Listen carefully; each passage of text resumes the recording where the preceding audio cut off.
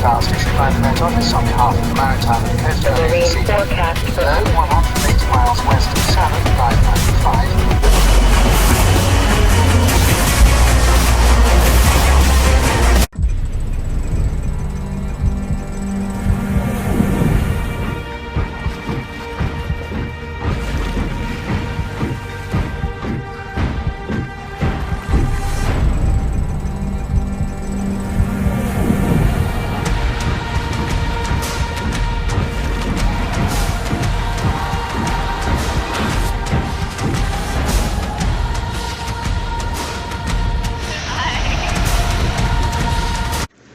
O mundo das velas já está se preparando para a grande largada, que ocorre no dia 15 de janeiro.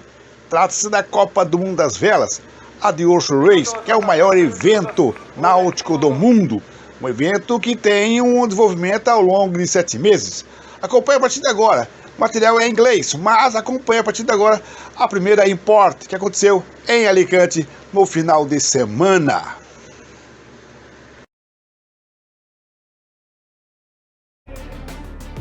Well, everybody excited to get the racing underway. All of our teams now on the water. The only question remains, what is the course for the day? What is going to be the challenge out there? Well, let's take a closer look at how this import course is laid out. We are just off the city shoreline and it is a 2-lap import course where our 5 Amoca teams, they will be fighting for the perfect spot on that reaching start line in the hopes to gain the best breeze and claim an early lead. We're going to have 4 marks to go around with long reaching legs across the wind, and it's going to be a drag race for the sailors, hoping not only to cross the finish line first but also hopefully able to boost the top speed of the day and start this competition with confidence. Final approach into the start line here for the 5 Amoca teams, and right now there is a battle going on between Biotherm and Team Militia. Team Militia being the windward boat, having to keep clear and putting the bow up, and with 15 seconds to go, Biotherm looks set to actually push Team Militia out. In fact, Team Militia keeping themselves up here, the German team knowing that the rules are not on their side, they're going to have to go in behind, so it looks set to be a great start here for Paul Meyer and Biotherm. The French team coming off really well. 11th Hour Racing team off the middle of the line to leeward. Guyot Environment Team Europe getting the next best start in 4th place down at the pin, and then Team Holston PRB at the moment chasing in 5th. The speeds are there. We have got 21 knots on Biotherm right now with Team Holston PRB 18.5 knots. They are trying to get over to the windward side of Guyot Environment Team Europe, who are holding them off for the moment. These 2 teams are trying to come in on the leeward side. First turning mark, it's going to be a left-hand turn and then onto a very short downwind leg, and Biotherm had the lead. 11th Hour Racing team now with that different head sail choice has found their way through, and they found their way through with ease. They are going to be the boat that rounds without having to avoid anybody else and being able to pick that line. A big ease on the head sail to get themselves around, but the battle for 2nd, 3rd and 4th is between Biotherm, Team Holston PRB and Guyot Environment Team Europe. Now we've got Biotherm putting the bow down. Team Holston PRB trying to find the right line to get the bow up and going. We were worried that we weren't going to have the breeze to get the best out of these Amocas, but the sailors have found it, and potentially we could see some real flying action. It's really dangerous for boat speed to be over trimmed, and you've got to be watching that and easing, and as you can hear the noise, it's so loaded up and it can be dangerous if you're not used to handling that amount of load on those winches. It's a dangerous operation trimming these sails.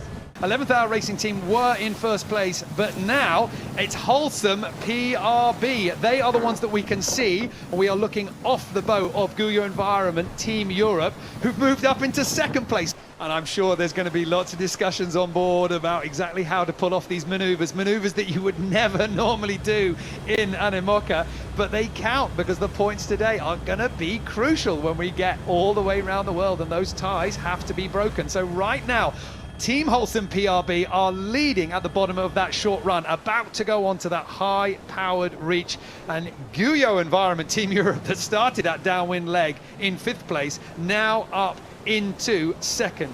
The foils for Team Holcim PRB just starting to dig into the water, and they are going to be crucial for this high-powered reach as the boat starts coming up. Is this going to be a chance to get these Amoccas flying? We can see that they've still got their windward foils out, but the boats are heeling enough so the foil is not dragging the water. So they've made that choice to not waste energy moving a foil up or down. And yeah, we can start to see the bow of Holcim lifting out the water in the top of the keel coming. So that's a really great point of sail. They're not flying too high. They're just optimizing the position of the boat just above the surface of the water.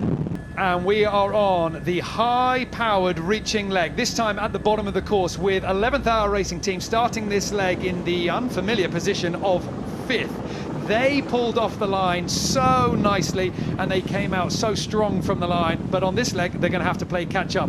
The team that really outdid them was Team Holcim PRB. As we look now, Sam Goodgel just on that windward side. The windward foil of Team Holcim PRB just now, as the breeze gets a little bit lighter, dipping into the water. They could retract it, but they've decided to keep things easier on board. We've seen it with a couple of the other boats. Now we go on board with 11th Hour Racing Team, the team that is having to push quite hard. I mean, obviously, skipper Charlie Enright was a last-minute piece of news this morning. He's not on board. He tested positive for COVID this week and sadly hasn't yet got a negative result. He's feeling fine, but to play it safe, he's not sailing today. So let's go to the front here because Team Holcim PRB now finishing off that long reach at the bottom, and you can see both of those foils deployed and in the water, and that's the penalty for keeping them in that ready-to-go position.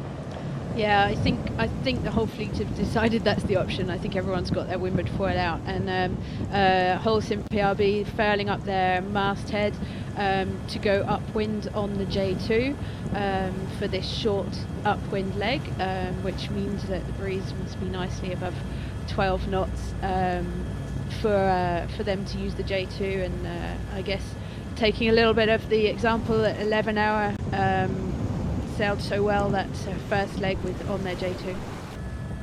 Well, I think that there's a penalty for being in first place and having to make that decision, and right now that is the position of Team Holcim PRB, because they have a decision to make, which is not when to jibe, this time when to tack. And at the moment, in terms of distance, well, Team Holcim PRB had 100 meters, but it's ticking down. It's wavering around about 90 meters with Guyot Environment Team Europe just behind and inside.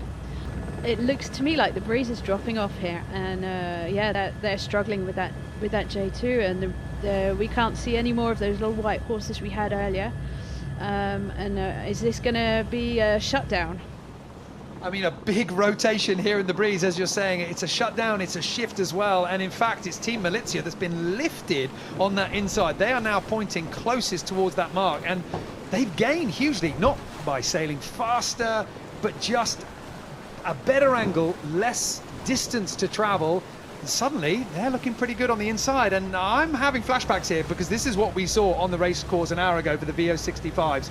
So there's no excuse here for the Amoccas. We knew that the breeze was going to be fickle, but one thing's for sure, right now Team Holcim PRB no longer the boat in first place. That prize goes to Guyot Environment Team Europe.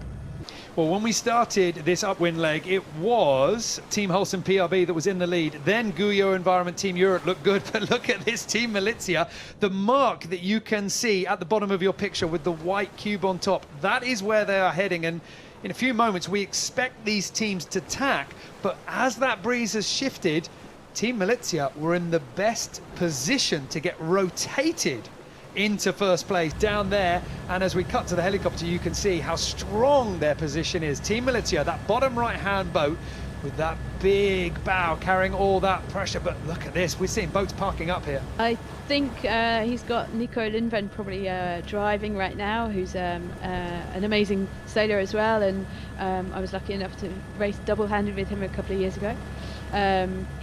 He's got a great feeling for the boat, so Boris has made the right choice there. I mean, we've got another race leader here with Team Milizia, but as I say that, actually, just coming into view here on the bottom right-hand side of the screen is the next turning mark, that white cube on the yellow raft, and look at the boat closest. 11th Hour Racing Team, the boat that led at Mark 1 and then let the entire fleet pass on that downwind leg, they look set to retake the lead. 11th Hour Racing Team to the right-hand side of picture, to leeward of Team Milizia, and this should be the high-powered reaching leg, and they're certainly doing some good speeds. I mean, we're seeing 9-10 knots at times, but the angle with that wind shift not quite right for foiling now. Team Milizia, I mean, they've got to be in the stronger position. But at the moment, the only thing that's making a difference is the positioning and the breeze. It is hitting Team Milizia first, and 11th Hour Racing Team are only getting the leftovers. So we have now concluded lap 1, second lap to go, and we are about halfway down this top reach, back to that first mark for the second time. Just as we pan up on the helicopter shot, in the distance is Team Holcim PRB. They are a long way back. Biotherm at the moment in third place, and this is the view from 11th Hour Racing Team, if indeed you needed any confirmation as to just how tight that battle for second and third is. Let's have a listen in. Yeah, I agree. Yeah. This is going to be a crucial jibe. This could be their last opportunity to attack here. So Biotherm in third place, setting up for a maneuver. Second place, it's 11th Hour Racing Team, holding on, and they look set to follow the line of first place Team Milizia, a little way ahead, who have already jibed and now heading off to the finish.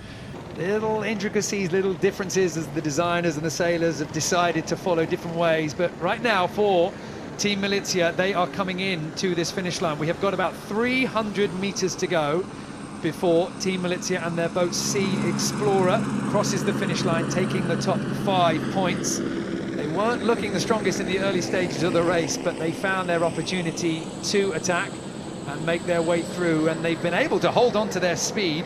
The big story, Team Milizia and their performance in this second lap. This is probably a very good story about calm nerves, working hard, waiting for the opportunity. And as you were saying earlier, Sam, it's not just about boat speed, it's maneuvering and knowing where to be for the breeze. So we've had a little bit of everything today. Some speeds, 20 knots off the line, even some hint at foiling. But the race here in Alicante, in the late hours in the afternoon as the sun come down, the breeze went down with it. But Team Milizia holding their nerve, finding those patches of wind to link together. Nico, how was it? Yes, it was super nice. This wind was a bit tricky, so not so easy. Dropping a bit, we had a bit of luck at cancelling that import race, so we were able to take the lead and then to keep it. So, of course, everybody is happy, and as I said to the guy that I am happy, but I am maybe more than happy for all the technical team, because they did a great job. They had no Christmas break because they were working on the boat day, sometimes they were working by night, so it was super hard for them to get the boat ready here, and I think it's a nice gift for everybody, but maybe especially for them.